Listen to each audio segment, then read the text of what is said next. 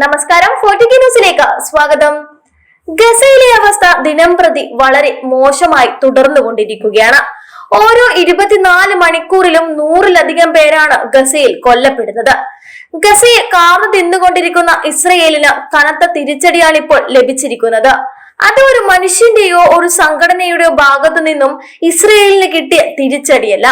നേരെ മറിച്ച പ്രകൃതി തന്നെ ഇസ്രയേലിന് ശിക്ഷ വിധിക്കുന്ന ഒരു കാഴ്ചയാണ് ഇസ്രയേലിൽ കാണാൻ സാധിക്കുന്നത്.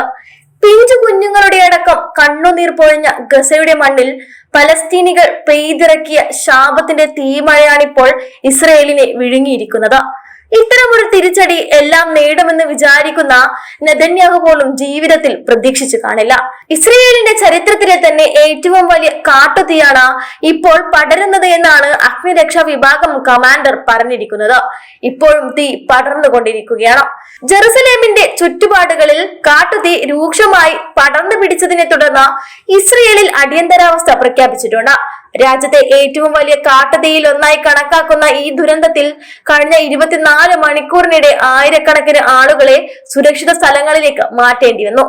കാട്ടുതീ ജെറുസലേമിൽ നിന്ന് തെല്ലവീവിലേക്കുള്ള പ്രധാന ഹൈവേ ആയ റൂട്ട് 1 പടർന്നതായി സാമൂഹ്യ മാധ്യമങ്ങളിലൂടെ പ്രചരിക്കുന്ന ദൃശ്യങ്ങളിൽ കാണാം. കനത്ത പുകയും തീജ്വാലകളും ഉയരുന്ന കാഴ്ചകളും പൊതുജനങ്ങളിൽ ഭീതി ഉണർത്തുന്നവയായിരുന്നു. ചിലർ തീയിൽ നിന്ന് രക്ഷപ്പെടാൻ തങ്ങളുടെ വാഹനങ്ങൾ ഉപേക്ഷിച്ച് ഓടിപ്പോയതായും റിപ്പോർട്ടുകളുണ്ട്. ഇസ്രായേൽ സൈന്യവും 160-ലധികം അഗ്നിരക്ഷാ പ്രവർത്തന യൂണിറ്റുകളും ഡസൻ കണക്കിന് വിമാനങ്ങളും ഹെലികോപ്റ്ററുകളും ചേർന്ന് തീ അണയ്ക്കാനുള്ള ശ്രമത്തിലാണ്. 18,000 ലിറ്റർ അഗ്നിശമന ദ്രാവകം കൊണ്ടു നടക്കാൻ ശേഷിയുള്ള C-130J സൂപ്പർ ഹെർക്കുലിസ് വിമാനങ്ങളും രക്ഷാപ്രവർത്തനങ്ങളിൽ പങ്കാളിയായി. കഴിഞ്ഞ രാത്രി മാത്രം 2 വിമാനങ്ങൾ അഗ്നിശമന ദ്രാവകങ്ങൾ തളിച്ചതായും റിപ്പോർട്ടുകളുണ്ട്. തീയിൽ പരിക്കേറ്റ 13 പേർ ആശുപത്രിയിലാണ്. ജെറുസലേം കുന്നുകളിലെ 5-ലധികം ഭാഗങ്ങളിൽ തീ പടർന്നതായാണ് സ്ഥിരീകരണം. നെവ്ഷാലോം, ബെക്കോവ, താവോസ്, നാഷോൺ തുടങ്ങിയ പ്രദേശങ്ങളിൽ നിന്ന് ആളുകളെ ഒഴിപ്പിച്ചു. സമീപത്തെ 3, 65, 70, 85 എന്നീ റോഡുകളും പ്രധാന ഹൈവേ ആയ റൂട്ട് 1 ഉൾപ്പെടെ ഇപ്പോൾ അടച്ചിരിക്കുകയാണ്. ജെറുസലേമിനും തെല്ലവീവിനുമിടയിൽ സഞ്ചരിക്കുന്ന ട്രെയിൻ സർവീസും നിർത്തിവെക്കപ്പെട്ടു. വരണ്ട കാലാവസ്ഥയും മണിക്കൂറിൽ 90 മുതൽ 100 കിലോമീറ്റർ വേഗതയിലുള്ള കാറ്റും രക്ഷാപ്രവർത്തനങ്ങൾക്ക് വലിയ വെല്ലുവിളിയാവുകയാണ്. 3000 ഏക്കറോളം ഭൂമി കത്തി നശിച്ചെന്നാണ് പ്രാഥമിക റിപ്പോർട്ടുകൾ സൂചിപ്പിക്കുന്നത്.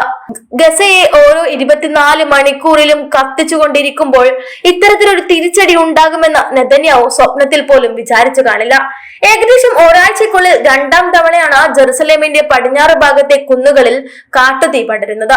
ഇസ്രായേൽ അന്താരാഷ്ട്ര സഹായം അഭ്യർത്ഥിച്ച സാഹചര്യത്തിൽ UK, France, check republic, Sweden, Argentina, Spain, north Macedonia, Azerbaijan തുടങ്ങിയ രാജ്യങ്ങൾ സഹായം വാഗ്ദാനം ചെയ്തതായി വിദേശകാര്യമന്ത്രി ഗിഡിയോൺ സാർ അറിയിച്ചിട്ടുണ്ട്.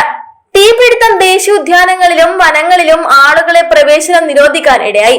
തീ പൂർണ്ണമായും നിയന്ത്രണത്തിലാക്കാൻ കൂടുതൽ സമയം എടുക്കുമെന്നാണ് Jerusalem district fire and rescue commander Shmulik ഫിഡ്മാന്റെ വിലയിരുത്തൽ. അത്ര വേഗത്തിലൊന്നും ഈ തീമഴ ഇസ്രയേൽ വിട്ടു പോവില്ല. കാരണം കൊന്നു തള്ളിയ നിരപരാധികളുടെ കണക്കുകൾ തീർത്തിട്ട് മാത്രമേ പ്രകൃതി സംഹാര താണ്ഡവം നിർത്തൂ എന്നുള്ളത് ഒരു യാഥാർത്ഥ്യമാണ്.